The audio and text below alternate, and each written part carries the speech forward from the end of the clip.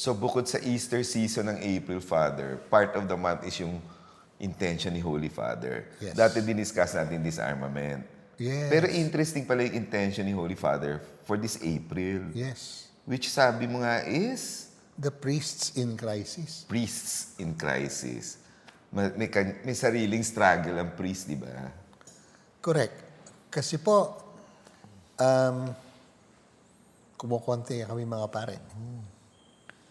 So, ibig sabihin, may mga paring matanda na, hindi pwede mag-retire. Pero hindi makakaserve. Kasi, kawawa naman yung taong walang pare. Oo. Nawawala yung pare, ng mabata eh. Oo. So, ang laking... Alam niyo sa atin sa Pilipinas, ang proportion is 1 priest to 8,000 Dami. Ang daming tao. kailangan bantayan. Pero, ang good news sa Baydila, sa metropolis, ibig sabihin, umabot ka ng Valenzuela siguro. Abot ka siguro ng San Pedro, Laguna, 1:4,000 lang. Dami sa 4,400. Metro Manila. Mas maraming pari dito. So, Eh, just paano imagine, pag summer. hindi, yon. Baka 1:20,000. Exactly. Yon. So, sa bigat po, hindi ng trabaho eh.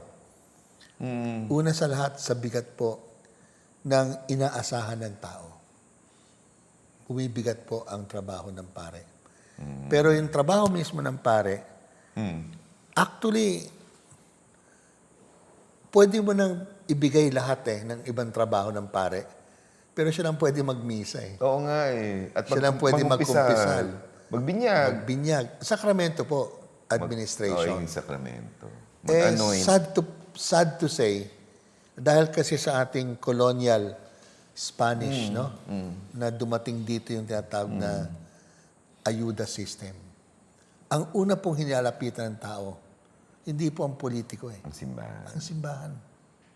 Kita ko po yan. Oo. Sa oras po ng bingit ng sitwasyon, ang dami pong pulube, marami pong taong mahirap, humihingi ng tulong sa pare. At ang dami ko pong napakinggan pare, lalo na, sabi nga natin, labas sa Metro Manila. Maging sila'y dalhin sa ospital. Kasi ang layo ng ospital. Oo, layo. Di ba meron pong time na sinisi yung mga obispong may 4-wheel drive? Only to find out na ang kanilang mga 4-wheel drive, hindi yung mga Land Cruiser na whatever eh. Second hand po. Kasi ginagamit ng diocese para magdala ng mga sugatan. Ay, napadamay pa sa NPA. Na red tag pa ang simbahan. Oo nga.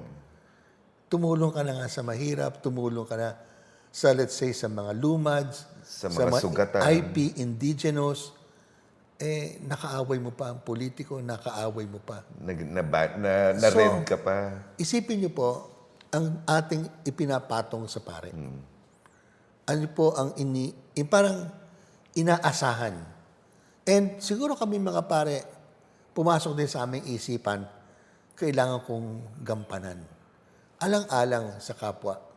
Alang-alang. Alam niyo, ang pare hindi lang para sa Katoliko eh. Ang pare para sa lahat eh.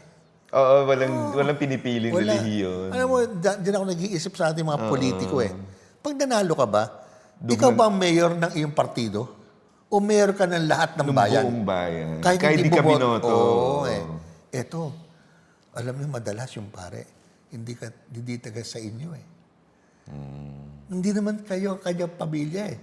Nilagay siya dyan. Na-assign. Inassign siya. Inassign, di ba? Yan.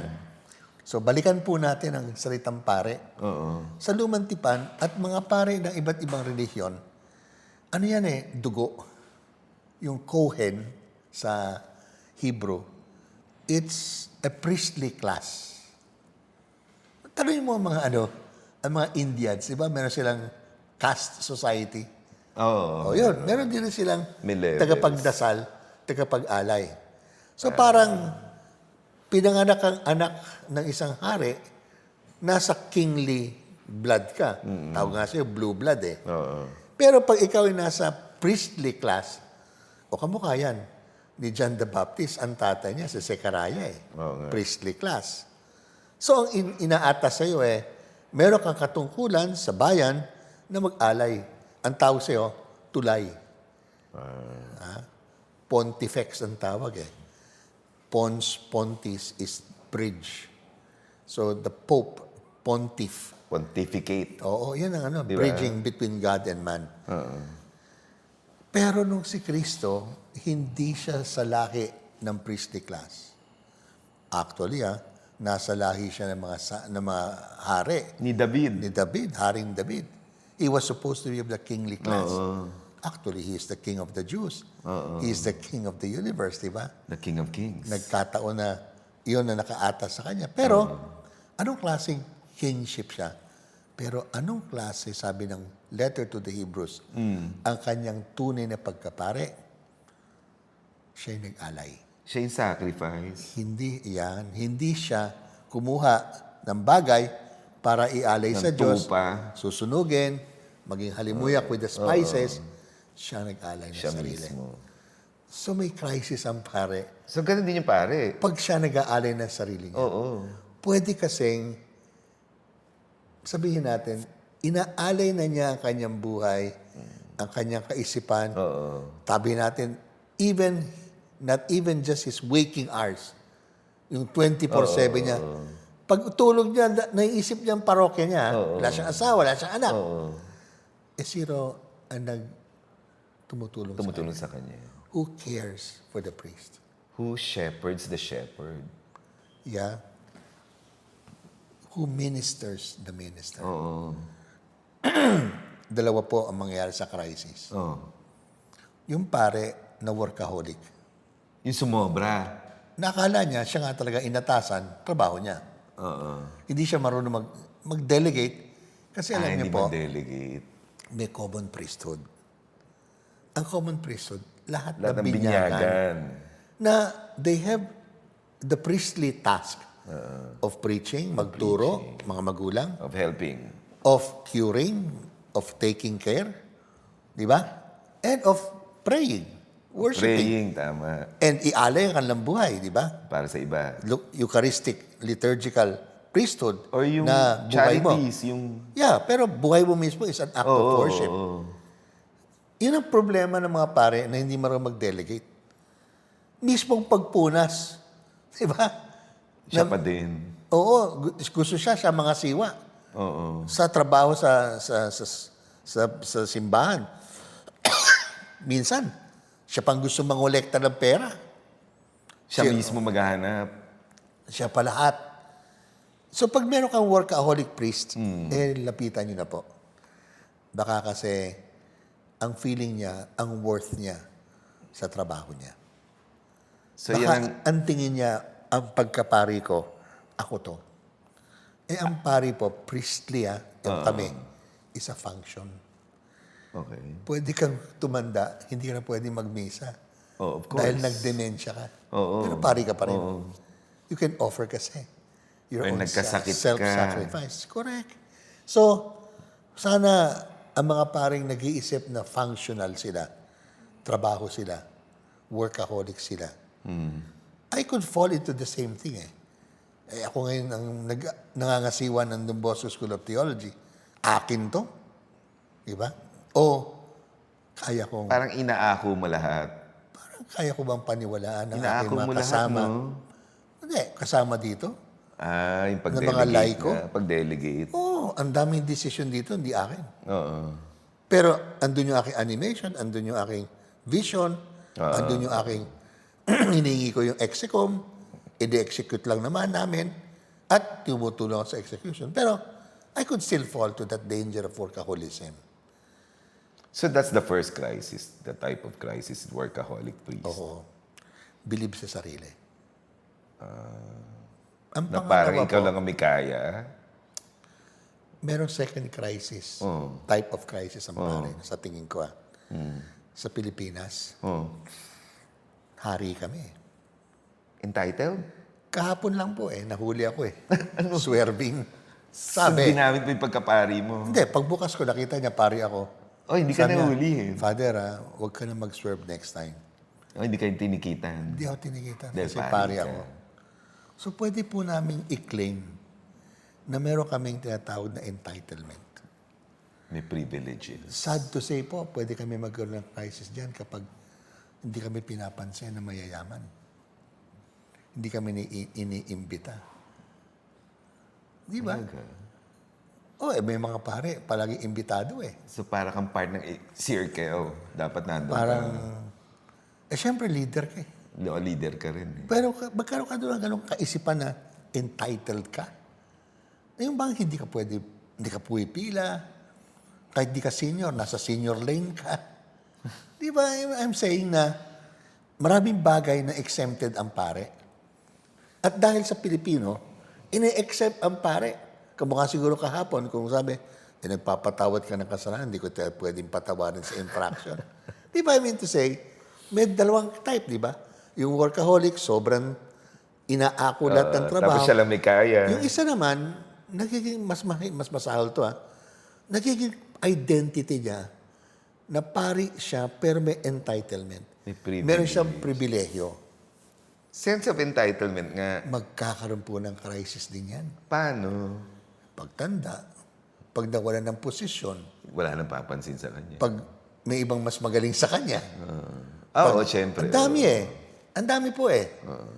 So, alam nyo, actually, isa lang po talaga ang krisis ng pare. Loss of faith. Oh. Bakit po kami tinawag ng Diyos? Oo. Bokasyon yan. Oo, di ba? So, hindi akin to. Tawag niya to. Sumunod inako ka lang. ko po, Sumunod ka lang sa tawa. Pag inako ko yung trabaho, inako ko yung pribilehyo, akin. Kanya Papunta sa'yo. Kanya eh. Kanya to eh. Pag nawala po ang aking paniniwala, ang aking tiwala sa Diyos, yan po, papasok ang crisis. So mahalaga po sa aming mga pare, pag pinagdadasal nyo, pagdasal nyo po na maging madasalin kami. Kasi yun po unang act of faith na nasa Diyos eh. It's God's, not mine.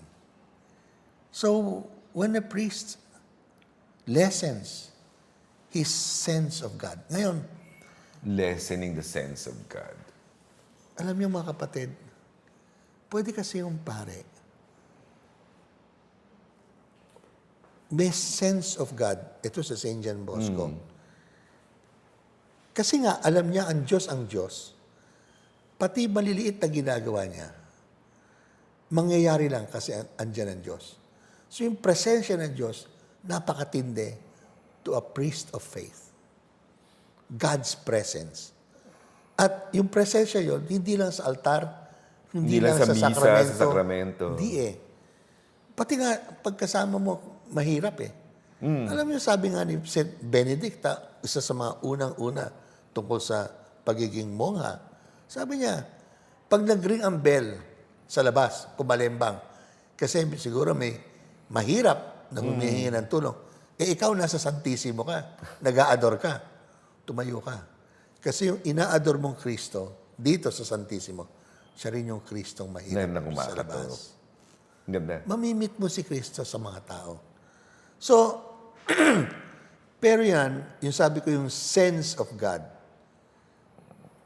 becomes real, becomes true when you give Him time.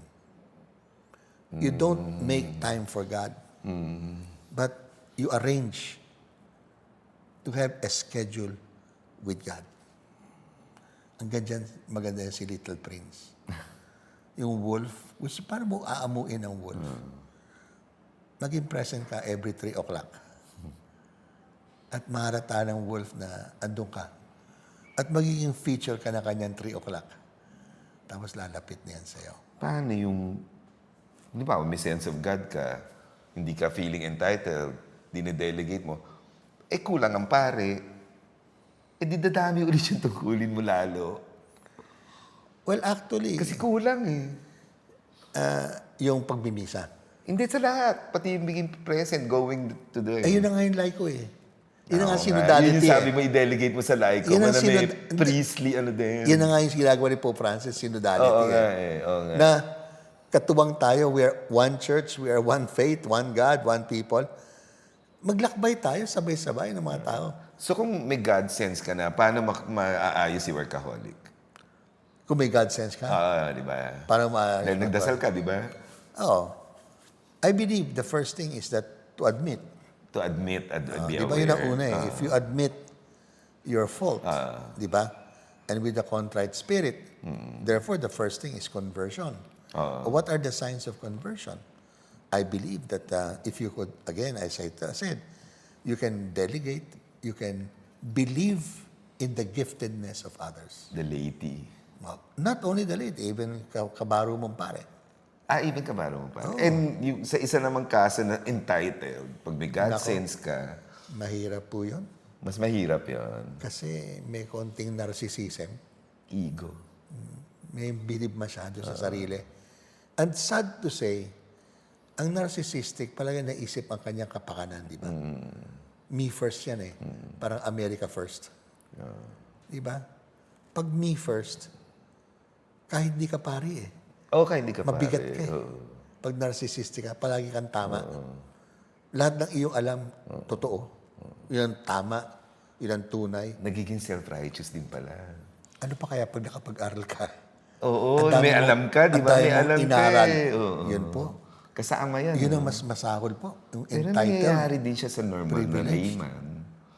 Yun na nga eh. Yung self-righteous and Naging presidente knowledgeable. ng lay ministers eh. Akala mo siya yung Santo Papa. Oo, parang gano'n. Ayun po, meron tayong tinatawag na entitlement clericalism. Oo. At meron po tayong workaholism. Oo.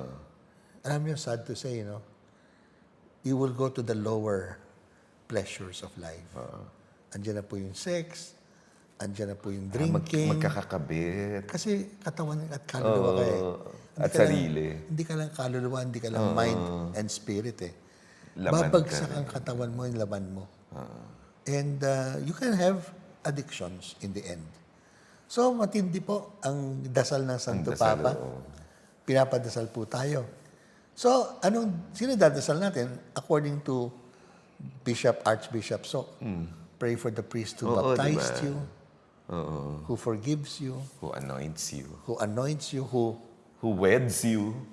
but also the priest that accompanies you, the priest that prays for you. Diba? And the guardian di ba? Siya yung Yeah. naggagabay eh. So, wag lang po ipagdasal. Meron mga movements for priests. Ang mga cenacle po, they have a prayer for priests Nice. every week. Nice. So mga kapatid, tama po ang hiling ng ating Santo Papa. Pray for the priests in crisis. So share, like, and subscribe so more people will pray for priests. God bless. We'll be back.